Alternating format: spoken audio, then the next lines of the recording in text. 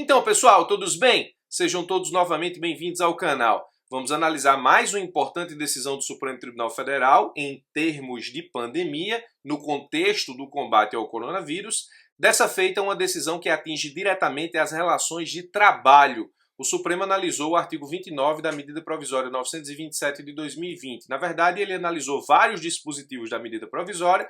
O mais importante é o que está previsto no artigo 29. A medida provisória 927 altera regras laborais no período de enfrentamento à doença, ou seja, à contaminação por Covid-19.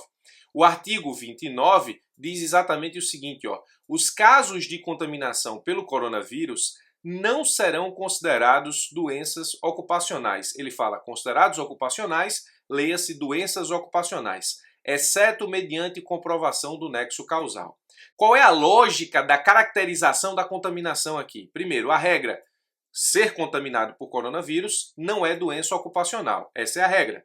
Qual é a exceção? Se tornará doença ocupacional se eu, trabalhador, conseguir provar o nexo causal. O que é o nexo causal? Eu preciso comprovar que peguei o vírus em decorrência do labor exercido. Eu preciso comprovar que peguei o vírus em razão do serviço prestado, ou seja, em razão do meu trabalho. Então perceba nesse caso que em nenhum momento o artigo 29 da medida provisória disse que pegar coronavírus não é doença ocupacional. Ele disse que é se eu comprovar o nexo causal. Então o nosso problema está justamente na comprovação do nexo causal e sobre isso se debruçou o Supremo Tribunal Federal. Então comprovação do nexo causal é o nosso problema no momento. E eu digo, o nexo de causalidade é o vínculo fático que liga o efeito à causa, ou seja, é a comprovação de que o acidente de trabalho ou doença ocupacional foi a causa da incapacidade para o trabalho. E aí, nos termos do que está dito no artigo 29, é o trabalhador que tem que comprovar esse nexo causal. E aí o problema, na medida provisória 927, é preciso que o trabalhador comprove que a contaminação se deu em razão do trabalho exercido. E aí nós temos um problema. Como é que eu comprovo que fui contaminado em razão do labor exercido? O Supremo se debruçou sobre essa situação e existe uma ponderação. No que diz respeito aos profissionais de saúde, o nexo causal fica de mais fácil detecção, ou seja, eu sou médico, no combate ao coronavírus, trabalho praticamente 24 horas, fica mais fácil determinar que a minha doença, ou seja, a minha contaminação, se deu em razão do trabalho exercido na qualidade de médico. Mas imagine um conjunto de trabalhadores que não são da área de saúde, que estão trabalhando em serviços essenciais e que pegam efetivamente a doença. Trabalhadores como motoboys, supermercados, as pessoas que trabalham em supermercados, as pessoas que trabalham em postos de combustível. Como comprovar que a contaminação se deu em razão do labor? Principalmente em razão da janela assintomática. Você pega o vírus e você só delimita efetivamente sintomas do vírus depois de 14, 7 dias. Não tenho como comprovar efetivamente que em razão do labor eu fui contaminado por coronavírus, os trabalhadores que estão aqui na parte em vermelho. E aí o ministro Barroso disse o seguinte, como não é possível determinar exatamente o momento da contaminação, o vírus é invisível e existe a janela assintomática, essa prova exigida pelo artigo 29 da lei, ou melhor, da medida provisória 927, ela é uma prova diabólica. E por isso o Supremo afastou essa necessidade de comprovação por parte do trabalhador do nexo causal.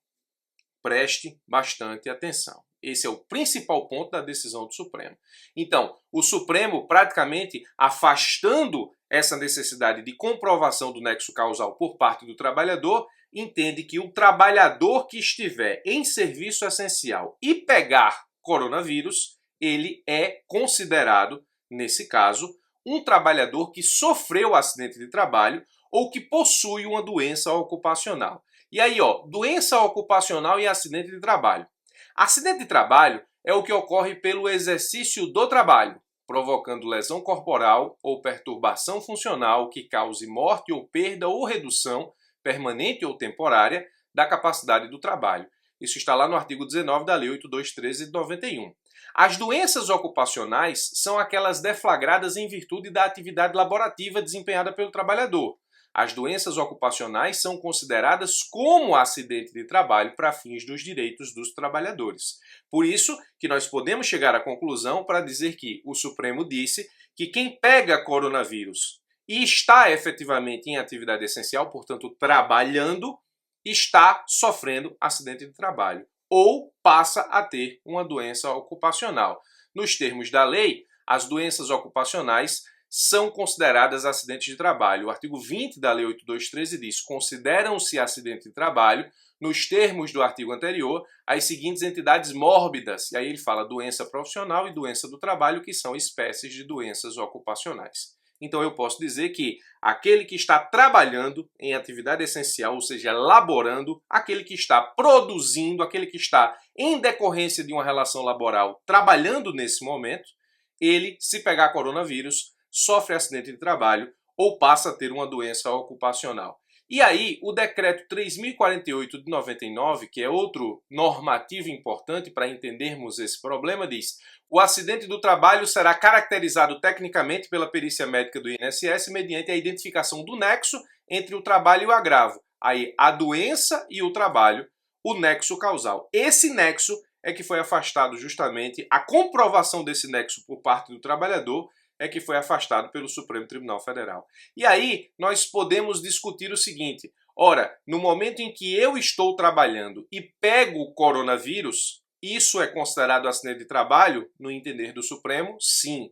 Eu preciso demonstrar nexo causal entre o meu trabalho realizado e a contaminação? Para o Supremo, não. Por isso que efetivamente ele afastou o que está previsto no artigo 29. E aí nós temos o seguinte: nós temos quais são os principais direitos dos trabalhadores que são acometidos por doenças ocupacionais ou acidentes de trabalho. Eu listo pelo menos 4 aqui. Esses direitos iam depender, nos termos da medida provisória, de comprovação por parte do trabalhador do nexo causal. Agora, no entender do Supremo, não é mais necessário a comprovação por parte do trabalhador do nexo causal. Quais são os direitos? Restituição de gastos com tratamento médico. Esse é um dos direitos mais requisitados processualmente por aqueles que sofrem acidente de trabalho ou possuem doenças ocupacionais nos processos judiciais. Recolhimento pelo empregador do FGTS durante o período de afastamento. A gente sabe que os primeiros 15 dias quem paga é o empregador, a partir do 16º quem paga é o INSS, mas o FGTS do período é a obrigação do empregador. Estabilidade, esse direito é importante, está previsto na Lei 8.213/91 e diz o seguinte: o segurado que sofreu acidente do trabalho tem garantia, pelo prazo mínimo de 12 meses, a manutenção do seu contrato de trabalho na empresa após a cessação do auxílio-doença acidentário, independentemente de percepção de auxílio-acidente. Está aqui a estabilidade do artigo 118 da Lei 8.213. Essa estabilidade, inclusive, é prevista em súmula do TST, a súmula 378, que diz: é constitucional o artigo 118 da Lei 8.213, que assegura o direito à estabilidade provisória por período de 12 meses após a cessação do auxílio doente ao empregado acidentado.